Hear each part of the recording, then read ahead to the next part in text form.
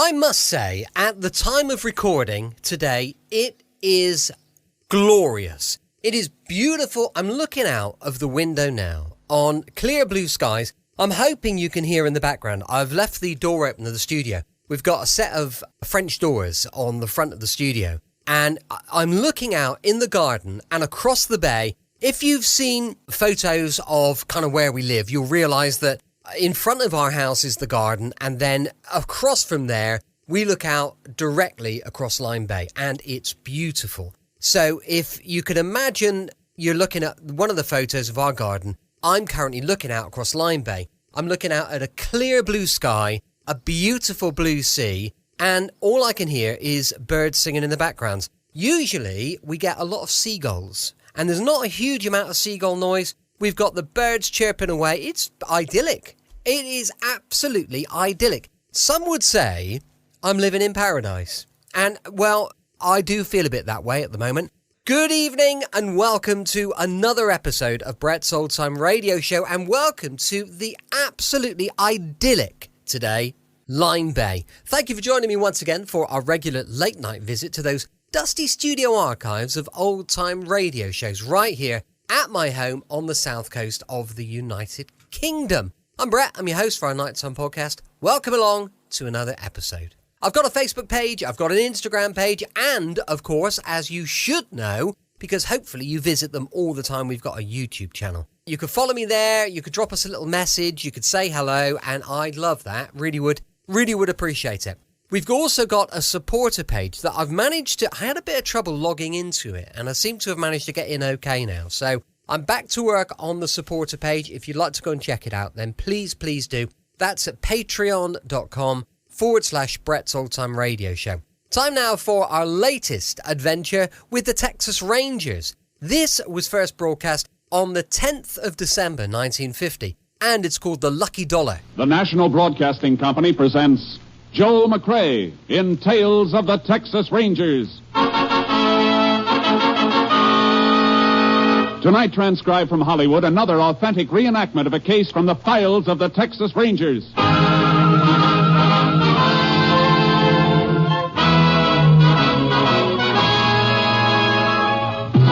Tales of the Texas Rangers, starring Joel McCrae as Ranger Jace Pearson.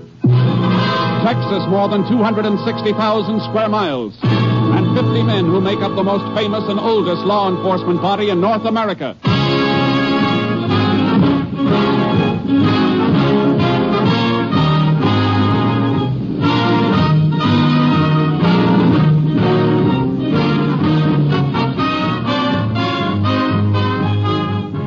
From the files of the Texas Rangers come these stories based on fact. Only names, dates, and places are fictitious for obvious reasons.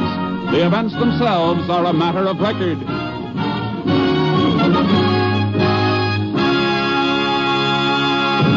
Case for tonight, the Lucky Dollar.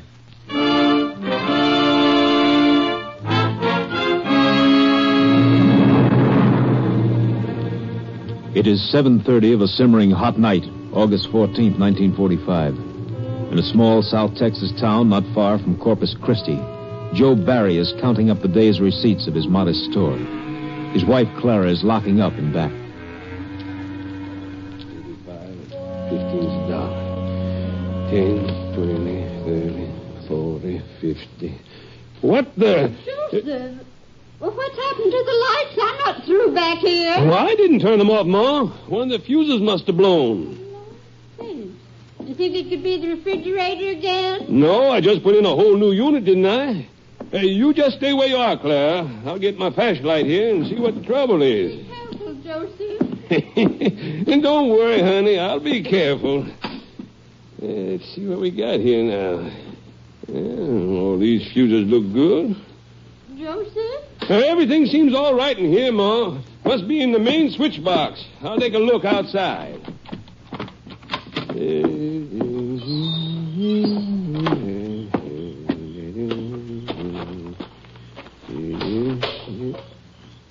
Well, I'll be down.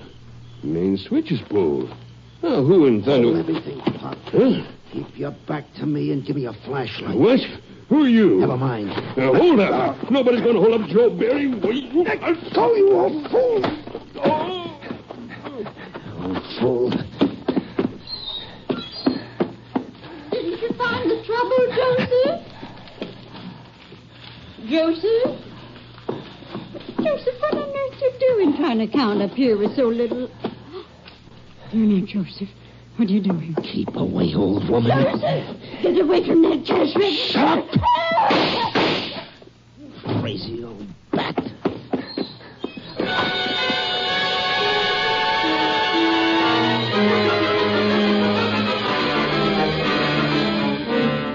When Joseph Barry regained consciousness, he staggered to the phone and called Sheriff Jennings, who, in turn, requested help from the Texas Rangers. Ranger Jace Pearson was at the scene of the crime a short time later. It's just like Barry said, Sheriff. The thief pulled his master switch outside the store to draw out the storekeeper. And he must have thought Joe was alone in the store. Sure he did. Too bad he wasn't. Mrs. Barry'd be alive now. Well, let's go inside again, Sheriff. I'd like to ask Barry a few more questions. You know, Jace, this is mighty like another holdup we had in this area just a week ago. Yeah? Liquor store. No gunplay, but otherwise just the same. Main switch pulled. Owner went out to check the fuses. Was slugged. Nobody saw the thief? Nobody, but it could be the same guy. Could be. Mr. Barry. Yes, stranger. Find anything more? Maybe. I know this is hard on you, but I'd like to ask a few more questions. Go right ahead, Ranger. Ask all you want. I'll do anything to catch the devil that murdered my wife. I know. You're sure you didn't get a good look at the burglar? Something you could remember as identification? No, sir. He came up on me out of nowhere. No sound, nothing, until he spoke. Then we fought. But that voice... I'd remember that whispering voice anywhere. He spoke. You didn't mention that before, Joe. Didn't I? It's kind of hard to think right now, Sheriff. With poor Clara. What'd the burglar say, Mr. Barry? Oh, not much, Ranger. But I'd know that voice. I'd know it all right. Well, go on. Try to remember it, word for word. He said, hold everything, Pop. Keep your back to me and hand over your flashlight. And then when I fought him, let go, you old fool. That's all. He hit me, and the next thing I knew, I saw Clara. It's all right, Mr. Barry. I won't ask you to talk much more now, but would you mind coming over to the cash register for a minute? Sure. I'll come with you. There was so little in the till, Ranger. Only $45 it was. $45 for my Clara. Look here, Mr. Barry. Hmm? Can you tell me about this piece of adhesive stuck on the front of the register? Looks like something was pasted here. It was, Ranger. That murdering skunk even took the first dollar this store ever made. My lucky dollar. Lucky dollar? Yeah. Had it stuck up there on the register with a couple of pieces of adhesive tape. He took it. Not all of it, Mr. Barry. Look here. A corner of the bill is still stuck under this piece of adhesive. Must have torn off when he grabbed it. That's not much to go on, Jace. It's a start, Sheriff. A dollar bill that matches this torn corner and the bullets from Mrs. Barry's body. Clara. How can we help him, Jace? And best thing for him is some rest, Sheriff. I'll leave it to you. All right. What about you? I'm hoping we can pick up some fingerprints on the register here and from the outside switch box. I'll radio the lab crew to fly down here, and we'll see what they can find. Meantime, we'll notify all banks to be on the lookout for a sticky dollar bill with one corner missing. The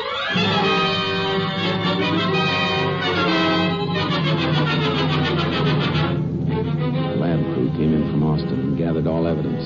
By the next day, I had a report from Captain Stinson. On that Berry robbery and homicide, Jace. Yeah, Captain. Any make on the bullets or prints? Nothing on the bullets. All we know is that they're from a .32. But on the prints, that's another thing. The lab dug up something interesting. What's that? No direct prints, Jace. But the thief wore cotton gloves. There's an imperfection in the weave of the left thumb. There's not a lot to go on, Captain. I know it, Jace. You got any more leads? Not exactly, but we don't think it was done by somebody just passing through. No, why not? Because Sheriff Jennings had a similar robbery in this area last week with the same M.O. Pulled the switch and worked in the dark. A lot of people down there with the cotton season in full swing, aren't there? Swarms of them. Reckon it could be a cotton worker? It's hard to say. Well, if it is, you've got a big territory to cover, Jace. Well, I got an old dollar bill working for me, too, Captain. Yes. And by the way, Jace, all the banks in your territory will have blow-ups of the torn corner of that bill by morning. Good. I guess all we can do now, Captain, is sweat it out and wait for that dollar bill to pay off.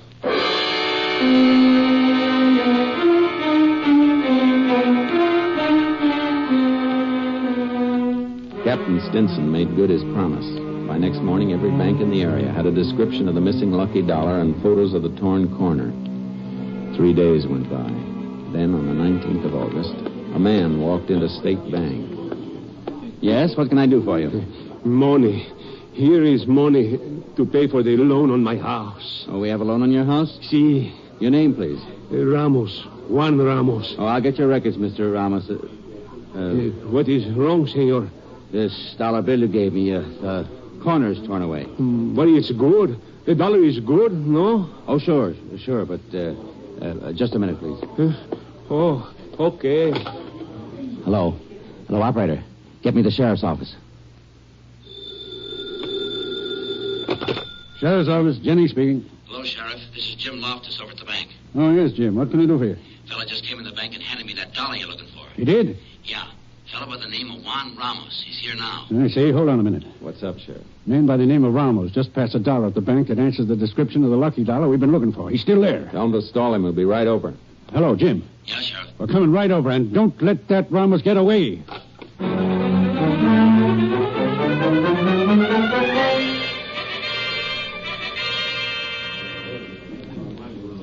This is the missing lucky dollar, all right, Sheriff. See how it matches? But I swear to you, Ranger, I do nothing wrong.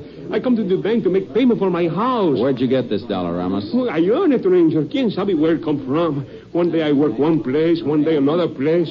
Who knows where I get paid the dollar? Where was your last job? Well, I worked for 5 days for Mr. Larson, Sheriff. You know, across the tracks. Larson? Odie Larson runs a sort of swap shop in the Mexican settlement, Jace. It's a dump, but Odie does a pretty good business. Let's go see Mr. Larson, then. Maybe he'll be able to tell us something about Ramos and the lucky dollar.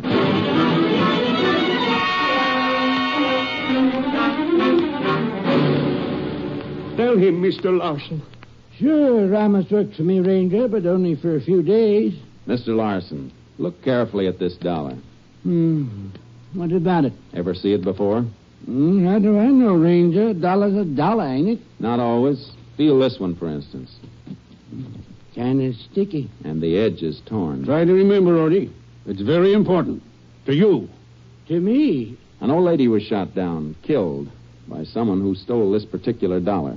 An old lady. That dollar come from someone who... No. I didn't do it, Ranger. I earned the dollar here from Mr. Larson. Take it easy, Ramos. Say, maybe I do remember this dollar, Ranger. You do? It seems to me a little Mexican girl give it to me.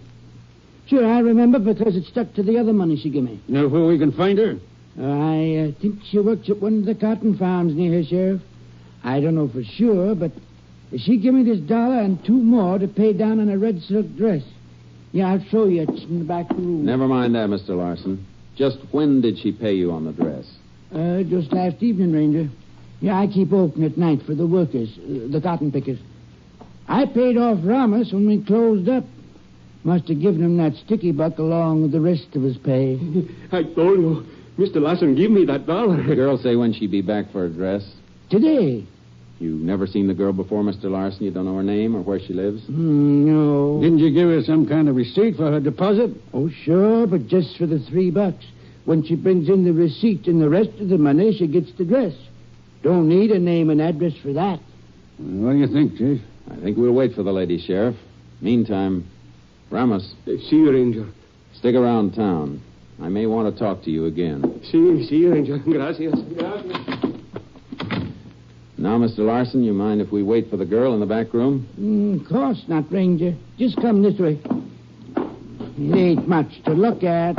All this junk piled in here, but make yourselves comfortable as you can. Don't worry about us, Mr. Larson. Just go on about your business as if we weren't here. When the girl comes in, let us know. You can depend on that, Ranger. I will.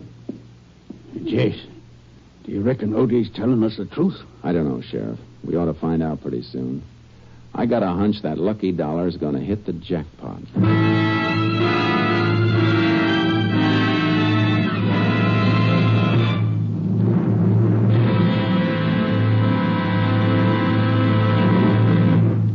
You are listening to Tales of the Texas Rangers, starring Joel McCrea as Ranger Jace Pearson. We continue now with tonight's case, The Lucky Dollar, an authentic story from the files of the Texas Rangers. We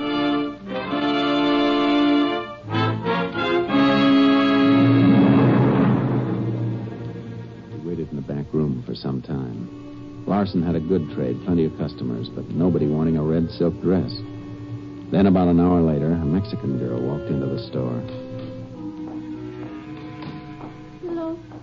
I come for my dress. You know that red dress? Jeez, easy, Sheriff. Yeah, sure, I remember. Got the rest of the money? See, here you are. $6. Yep, that's right. Now, you wait here now, and I'll go get the dress. It's her, Ranger. It's Come on, her. Sheriff. You, young lady. Me? What is it, Ranger? You mind telling me your name, where you live? My name is Chita Marsalis. I live right now at Mr. Compton's farm. I pick cotton. My whole family works there. My mother, father, brothers. Prescott Compton. I know him, Jace. Owns one of the biggest farms in these parts.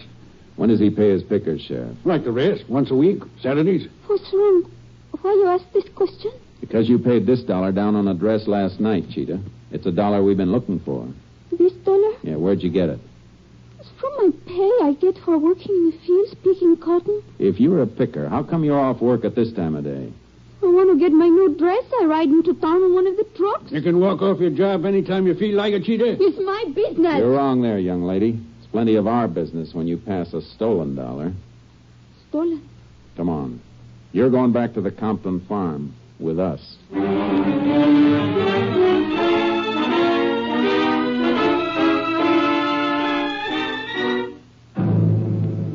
Sheriff Jennings and I drove Cheetah Marsalis back to the Compton farm.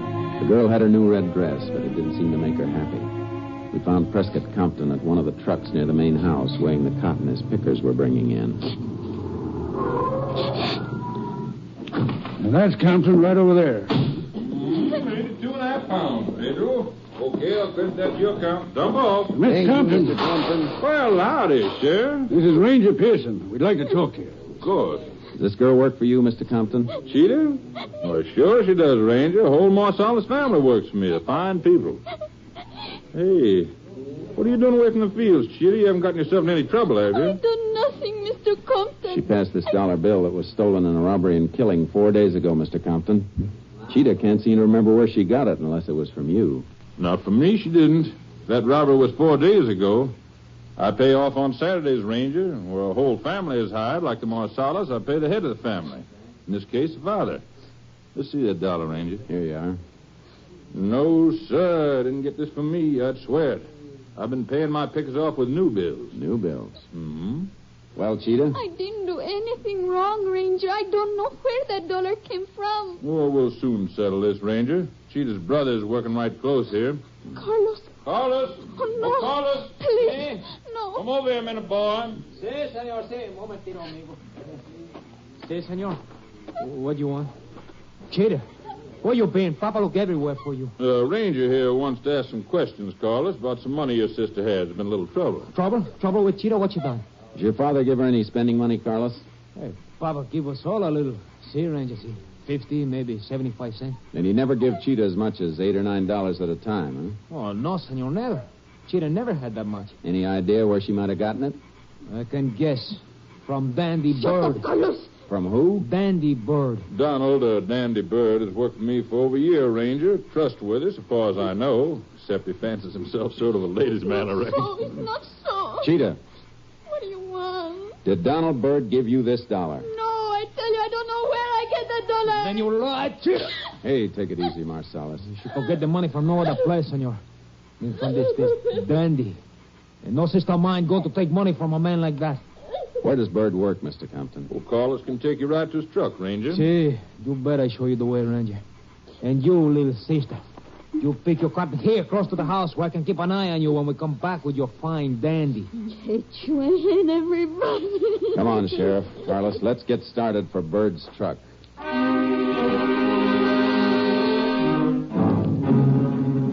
Carlos Marsalis directed us along the road through the cotton fields to where Donald Bird had been working. A trailer was there, but the truck was nowhere in sight. Hey, that's strange, senor. I know he was working here.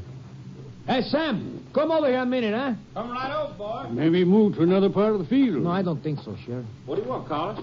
Where's Dandy Bird? This ranger here want him. What, Dandy drove out of the fields 3 or 4 hours ago, Mr. Ranger. He had full load. He's in town? He sure is, boss, at the cotton gin. Mr. Dandy get himself some kind of trouble? I'm going to make him plenty trouble if he don't leave Cheetah alone. Your sister? Well, she drove into town with Dandy. She did. And she lied to us twice, Sheriff. Bird was at the gin when she came to the store for her dress. Sure he was. Thanks for the information, Sam. Oh, glad I can help, Mr. Ranger. Carlos. Si, senor. Can you give us a good description of Dandy Bird? Si. He is about as tall as the sheriff. That makes him 5'10". He's thin, blonde. Color eyes? Blue. Pale blue. Cold like a snake's eyes. No scars, no distinguishing marks? No, senor. Only he is always dressed up, even in a truck at work. He dresses fancy. That's why they call him Dandy. That's a pretty good description, Jace. Shouldn't be hard to pick him out in the crowd. Oh, please, Ranger, let me go with you to town. No. You can do more good back at the farm, Carlos. I'll drop you there. You keep an eye on your sister until we contact you again. Bueno, senor. We'll head back for town, Sheriff. We'll pick up Dandy at the cotton gin.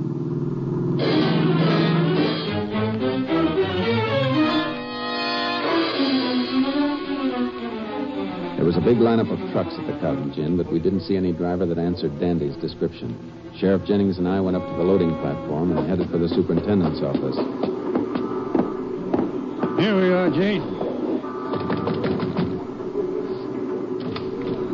Yes, sir. What can I do for you? Ranger Pearson would like some information, Mr. Collins. Why, sure. Come on in my office so we can hear ourselves talk. There. Have a chair, gentlemen. Now, how can I help you? You know most of the drivers by sight, don't you, Mr. Collins? I'd say so, Ranger. The regulars, anyway. But there's a heavy crop this year. You saw the line of trucks outside. Well, there's lots of new drivers. The man we want is regular, Mr. Collins. Works for Press Compton. Man's name is Donald or Dandy Bird. Dandy? Why, sure, I know him. Funny, you should ask for him, too. Oh, somebody else wanted him? Yeah, phone call came in here about half hour ago. Phone call? Mm-hmm. I went out on the platform and gave a yell.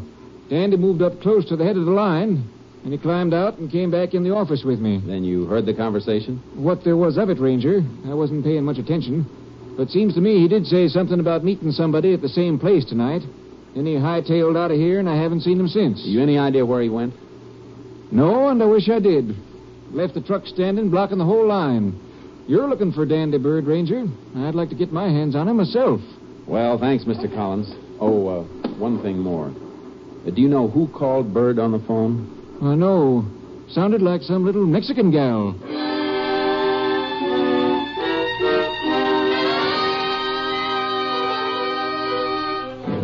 I left Sheriff Jennings scouring the town for Bird while I went back to the Compton farm to have a talk with Cheetah. We didn't have much time. It was getting dark. As I turned off the highway onto the Compton road, I saw Carlos Marsalis running toward me.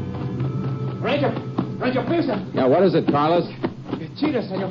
She's gone. What? I thought I told you to keep an eye on her. I did, senor. But she went into a shock and I wait. But when she don't come out, I go in, and Cheetah's gone. Her clothes, everything. Then I look out the window. I see her stopping the bus. I run after her, but it's no use. The bus was gone. A bus? Past me coming down here. Pile in, Carlos. We'll follow it.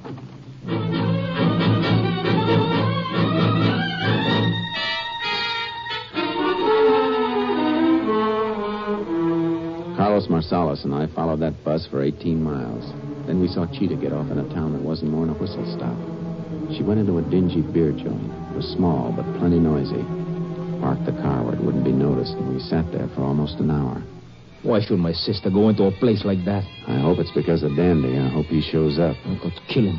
Leave that to the state, Carlos. You'll get what's coming to him. See, but just to sit here, Ranger, doing nothing. Hey, wait a minute. Look, going into the cantina now. Huh? Is that Bird? See, that's him, Ranger. Let me go, huh? No.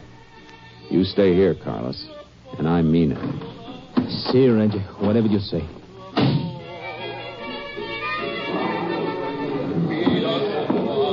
Can I buy a beer, baby? Dandy. Oh, Dandy, darling. I was so afraid you wouldn't come. I told you I went on the phone, didn't I? You see, you did. But I was so frightened. First that ranger. Then I had a big fight with my family.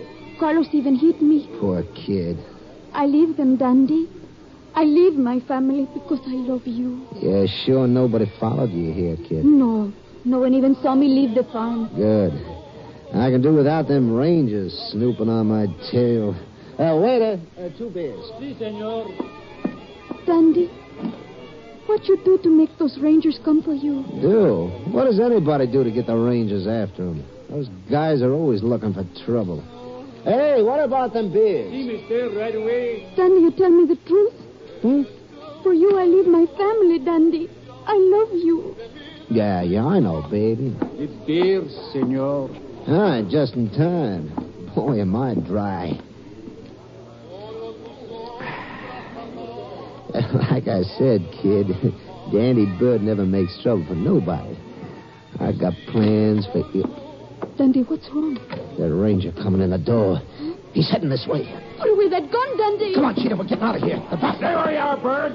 So you did leave the rangers here. No, Dandy. You stay where you are, Ranger.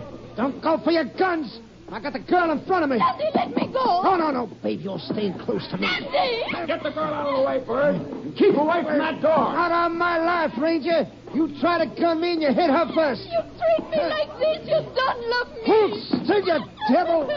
Let me get this door open. Don't come any closer, Ranger. He has a gun, Ranger. Get away from him, Cheetah. Dandy, let me go. See here, you little... Cheetah! Hold it, Dandy. Oh, yeah? Don't shoot no more, Ranger. Don't shoot no more. I'm done. You sure are. Too bad you didn't stick to the cotton business. Come on, Dandy. On your feet.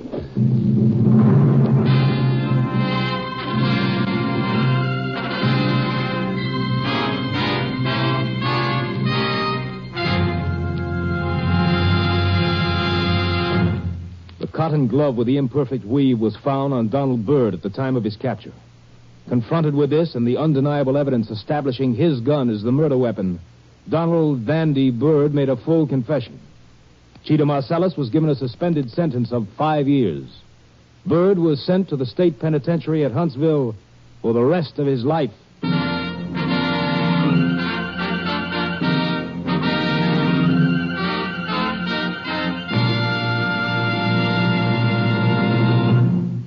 And now, here again is the star of our show, Joel McCrea, with another interesting anecdote about the Texas Rangers. In the early oil boom days of Texas, the Rangers were faced with a problem of rounding up lawbreakers and holding them in custody until they could get them to the nearest jail, which might be 50 miles away. Captain M.T. Lone Wolf Gonzalez, now commander of Company B, Texas Rangers, used a novel fresh-air jail that became known as the Ranger Trot Line. It was simply a long chain strung up between 2 posts with 50 or 60 trace chains attached. When an arrest was made, he padlocked the free end of the trace chain to his prisoner and left him there to face the jibes and laughter of the local citizens. Though it's no longer used today, the Ranger Trot Line started quite a few would-be bad men on the straight and narrow path. And to this day, there are some characters who still can't stand the sight of a trace chain. Good night, folks. See you same time next week. Good night, Joel. Folks, there have been so many requests for the Texas Ranger prayer read by Joel McCrea a few weeks ago that there has been some delay in answering all of the mail. If your copy of the Texas Ranger prayer has not been received as yet, please be patient. You should receive your copy soon. Next week, Joel McCrea in another authentic reenactment of a case from the files of the Texas Rangers.